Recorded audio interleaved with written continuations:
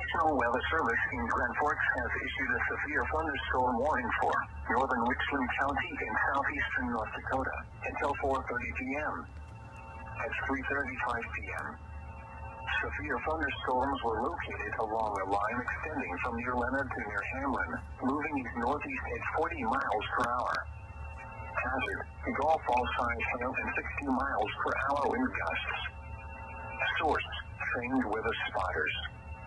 Impact: people and animals outdoors will be injured. Expect hail damage to roofs, siding, windows, and vehicles.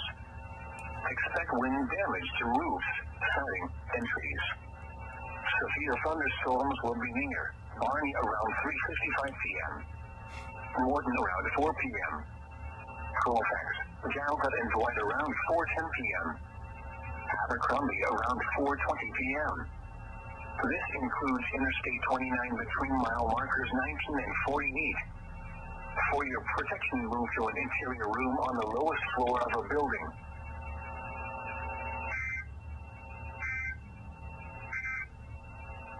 You're listening to